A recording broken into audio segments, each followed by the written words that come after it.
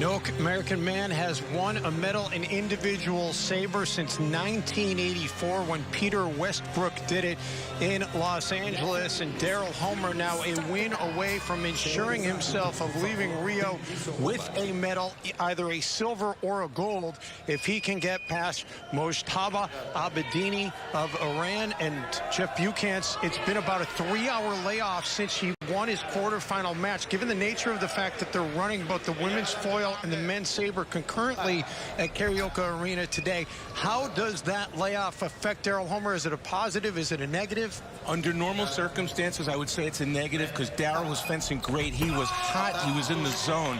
However, I spoke to Coach Yuri Gelman about an hour ago. He says Daryl has problems with Abedini.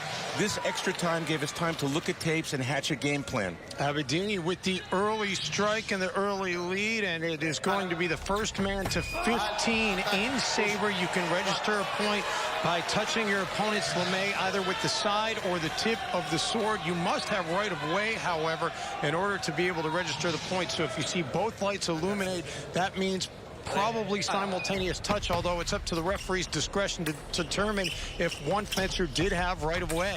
And Homer able to lunge forward and get his first point of this bout. One of his patented moves, the flunge, the flying lunge. Look at that in midair, and he hits. He has to employ that tactic.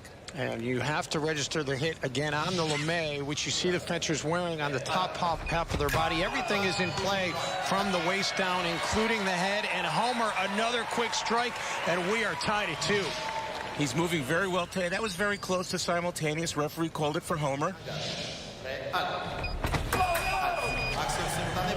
Now, Homer's footwork has seemed to be more explosive and quicker, but the attack is not determined by the footwork. Rather, it's the hand and the blade threatening the opponent's target. Watch for that.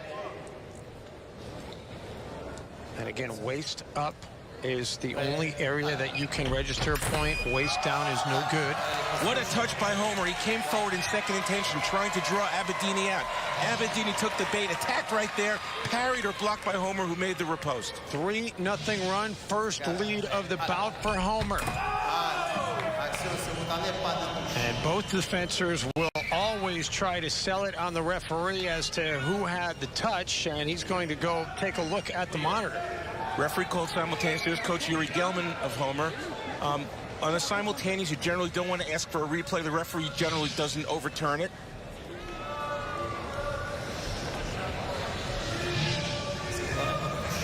Simultaneous, no touch, and Abedini has wasted one of his 2 video requests on a simultaneous action. Not the best move. Vladislav Sheamus of Russia, the referee for this bout, and Abedini sticking with it to tie the things at 3.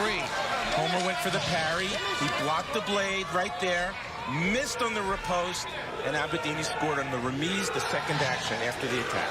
Daryl Homer of the United States, the last remaining fencer today in either the women's foil or the men's saber. Both of those contests being run today. There will be no team event for either of those disciplines. Abedini into some contact with Homer, who comes up walking a little bit gingerly, and he had a similar situation, although it did not look nearly as bad in his quarterfinal win. And he's holding the ankle right now. Abedini was on the attack. Referee said he called the halt before the attack started. It was close. The most important thing, you don't want to see a fencer get injured. Saw the foot slip there on that initial stoppage. As a referee, I would have allowed that attack. That's a break for Homer. So it remains tied at 3 apiece. Daryl Homer out of New York City. Originally introduced to fencing, ironically, through the Peter Westbrook Foundation. And again, as we said at the top, Peter Westbrook, the last American man to medal in an individual men's saber competition at the Olympics back in 1984. Homer's been a little bit on the defensive here, needs to move forward. Third lead change already of the bout, with Abedini going back on top. Homer all the way back to the back portion of the piece, and Abedini able to take advantage. It's not where a fencer wants to be at the end of the piece like that. You run out of options. You can't retreat anymore. You have to take a risk, and your opponent knows that. The piece to the runway or the strip is 14 meters, about 50 feet long, and that striped area you see there is still in bounds. It's more of a warning track, if you will, to let the fencers know they're back towards the end of it. If they go off the back end with both feet, then it's a point for the opponent. Abedini right now opening up a little bit of breathing room with a 4-0 run. Daryl attacked in the middle of the strip. It gave Abedini time to retreat, see the attack, parry, and make the riposte. Daryl has to set that up, push the opponent down in stages, a little bit at a time. And Homer able to come up with the parry and the riposte on that exchange. Here's the attack by Abedini, parried and riposte by Homer. Gets it back to 6-4. And they'll give the right away to Homer, and he gets back within a point. Abedini was moving forward with his legs. His arm was back right there, and you see Homer took over the attack. Homer trying to make Olympic history. He's also already made World Championship history, became the first American male to win an individual saber medal at the Worlds in 2015, and with that ties it up, brand new bout. Homer on the attack again. His feet are moving quickly. There's the attack. And Homer now with some momentum. Goes right in for the attack, but they're going to rule simultaneous, so no point for either fencer. Abedini has not retreated off his on-guard line the whole bout.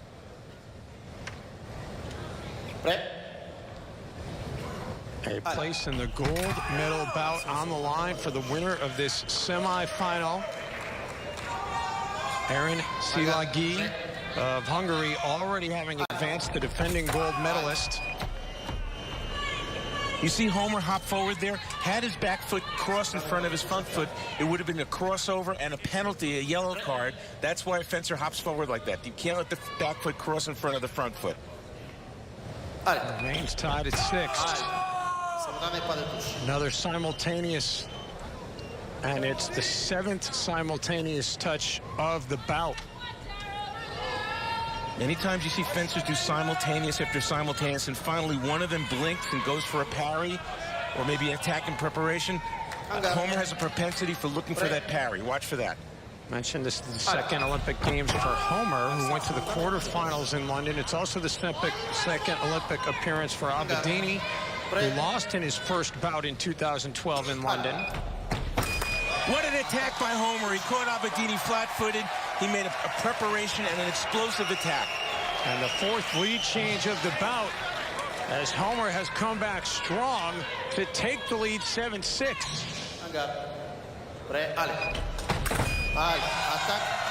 Homer again going in for the attack and comes up with another point. Makes it a 2-point lead. They'll take a 1-minute break. Back to Rio in a moment. Round 2 of the second semifinal of men's individual saber in Rio. Daryl Homer has used a 5-0 run, now a 6-0 run to jump out to this 9-6 lead. He's 6 touches away from going for gold in Rio. Beautiful parry riposte. Simultaneous. The last 2 touches by Homer to go into the break and after the break were on parry and riposte. It's been overall a somewhat disappointing Olympics for USA fencing on the men's side. Daryl Homer can turn that around in a big way with just 5 more points as he ups it to 10-6. Abedini stepped forward, wasn't attacking. Homer surprised him. Homer that's parried by Abedini. The first one did not hit. That should be Abedini's attack, riposte. Yuri Gelman, the coach, says slow it down. Not too fast, slow it down. Watch it. Didn't hit first in the riposte. That'll close it to 10-7. That is the flunge, the flying lunge, if you will, the patented move from Daryl Homer. And Abedini able to get it back to 10-8 now. Homer attacked into Abedini's preparation, but Abedini was waiting for it. It made a parry riposte. Things tightening up in this semifinal with a berth in the gold medal bout on the line. Simultaneous action. On Sunday in Rio, Alexander Macialis won silver for the United States in the men's foil competition. If Daryl Homer can get to the gold medal match, he'll ensure the United States of another medal. The last time the U.S. won 2 fencing medals on the men's side in the same Olympics, 1932. And you have to go all the way back to 1904 to find the last time that the U.S. won 2 men's individual medals in the same Olympics. Homer lunging forward with the slash on Abedini, and he's 4 points away. Very effective because he pushed him. Watch, he pushed him once, he pushed him twice, and then he saw the opening and made the attack. Daryl Homer, who was born in St. Thomas in the U.S. Virgin Islands, moved to New York at the age of 5. Abedini with the point and gets it back to a 2-point differential. Daryl on the attack, parried in the riposte. Homer is a 2-time NCAA champion for St. John's University, and he's 3 points away now from becoming an Olympic medalist. Another attack by Homer in open distance. The last couple times they were too close. He fell into Abedini's blade. If he does it from that distance, it will be successful. Simultaneous action will keep it at 12-9. 11 simultaneous actions in this bout already. Homer all the way back off the piste. Very frustrated there. You just don't want that to happen. His light did illuminate, but he had gone off the piste in advance of that. And so the point is awarded to Abedini. And that tightens this bout up to 12-10. And now Abedini gets it within a single touch at 12-11. Daryl, Homer has to slow down a little bit. He was rushing on that action.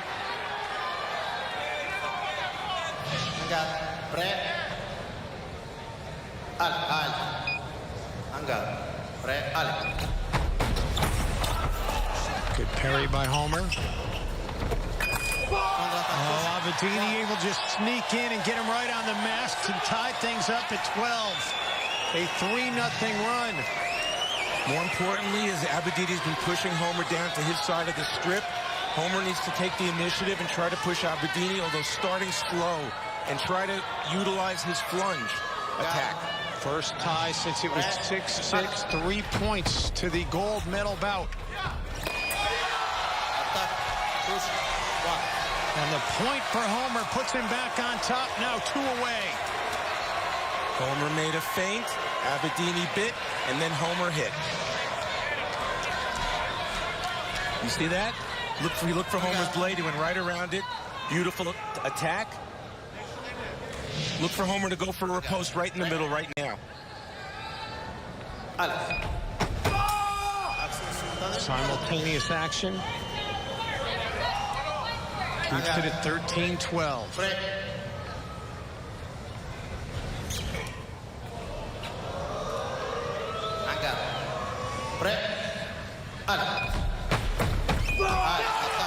Homer tried to get back out of the way of that slash and couldn't quite. Abedini just barely makes contact, but it was enough to tie it up. Abedini very effective, pushing Homer. The objective for Homer is not let the train out of the station like that. He has to attack in the middle and neutralize that. Wow, it didn't look like he got him by much, but he got him by enough.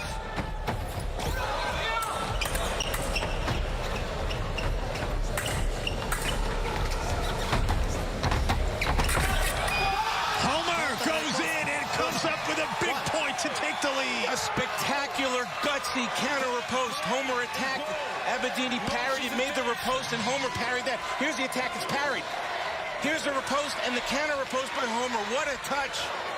Homer, who knew he was attracted to fencing the first time he sought a children's dictionary at the age of 5, now a point away from going into a gold medal match in the 2016 Rio Olympics. I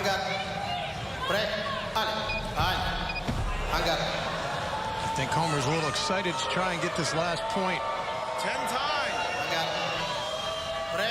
quick off the line. Referee should give him a yellow card for that. It's an advantage. Abedini slashes in to tie it up, and we're going to go 1 point for the gold medal bout.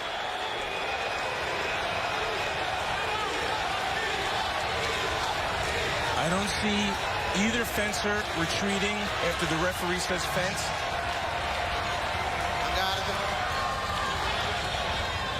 Next point wins.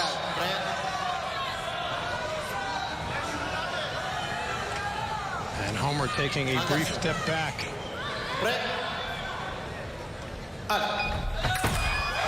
Homer goes in, and Daryl Homer is moving on to fight for gold in Rio. Homer, the same way he won the last bout with a parrier post, he took a risk.